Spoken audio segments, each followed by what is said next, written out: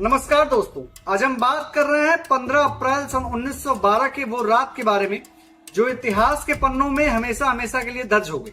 दुनिया की सबसे शानदार और सबसे सुरक्षित जहाज टाइटैनिक के बारे में।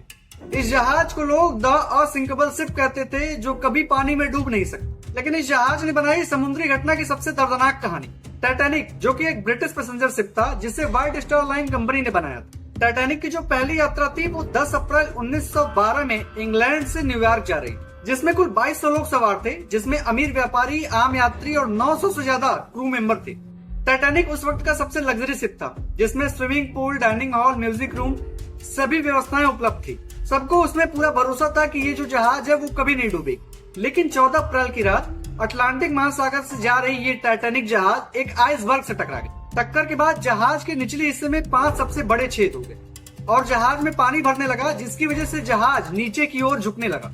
लेकिन समस्या वहाँ पे ये थी कि टाइटैनिक में इतने लाइफ बोट्स ही नहीं थे कि सभी को बचाया जा सके, और जहाज में सिर्फ 700 बोट्स ही थे और वहाँ पे जो लोग थे वो 2200 थे। 700 लोगों को लाइफ बोट्स देकर भेज दिया गया और बाकी जो 1500 लोग थे उसमें से कुछ लोगों ने समुद्र में छलांग लगा दी, तो कुछ लोगों ने आंख बंद करके मौत को गले लगा लिया।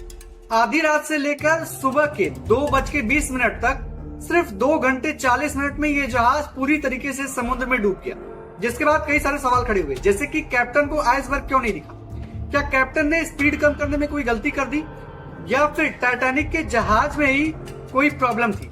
लेकिन जांच के बाद पता चला कि कैप्टन के पास टक्कर से बचने का समय था, लेकिन इतनी तेज गति थी कि जब तक उन्होंने शिप को दूसरी दिशा में मुड़ाया तब तक शिप का पिछला हिस्सा, जो कि आइसबर्ग से जाकर टकरा चुका था। वो हादसा इतना बड़ा था कि कोई उसे भूल नहीं सकता। लेकिन उन लोगों की मौत की जिम्मेदार वो कंपनी है जो ओवर कॉन्फिडेंस से कहती थी कि ये जहाज कभी पानी में डूब ही नहीं सकता। अब आप बताइए कि क्या कैप्टन को जहाज को धीरे चलाना चाहिए था या फिर नहीं, और जहाज में लाइफ बोट्स और होने चाहिए थे या फिर नहीं?